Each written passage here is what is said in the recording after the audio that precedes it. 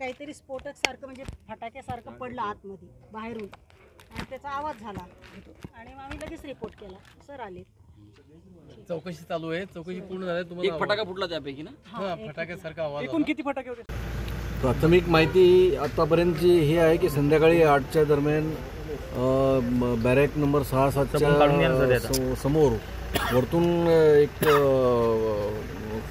फटाका किंवा बॉम्ब फुटल्यासारखा मोठा आवाज आलेला आहे असं जेलचे जे वॉर्डन आणि तिथले जे गार्ड आहेत त्यांना ते आवाज ऐकू आला आणि आतमधल्या कैद्यांनाही ऐकू आला जे की बॅरेकमध्ये होते. नंतर मग ते त्यांना एक बॉल मिळाला खाली जे फुटला नाही. त्याच्यावरून आम्ही पोलीस स्टेशनला कळवल्यानंतर आम्ही सर्व इथे तात्काळ पोचलो. सर्व टीम पोचली. BDDSची टीम पण पोचलेली होती आणि नंतर त्याचा प्राथमिक तपासणी केल्यावर असं लक्षात आलं की एक बॉलच्या स्वरूपातला तो फटाका आहे. फटाका कुणीतरी बाहेरून फेकल्याचा असं एक अंदाज आहे. बाहेरून फेकला आहे कारण तो मागच्या साईडच्या भिंतीवरून आलेला दिसतो.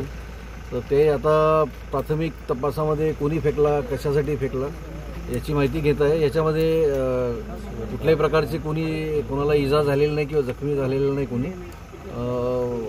फटाका सदृश्य मटेरियल दिसतोय. त्याची आता फोरेन्सिक तपासणीसाठी फोरेन्सिकची पण टीम बोलवली आहे आणि ती टीम सध्या आता ती तपासणी करत आहे. बाकी माहिती डिटेल्स तपास प्राथमिक झाल्यानंतरच कळेल. पण काही आढळून आलेलं नाही. फक्त फटाक्याची दारू आणि फटाकामध्ये जी दारू असते तीच ते क्रिकेटचा जो प्लास्टिकचा बॉल असतो त्याच्यामध्ये टाकून वात टाकून फेकलेलं असं दिसतंय प्राथमिक.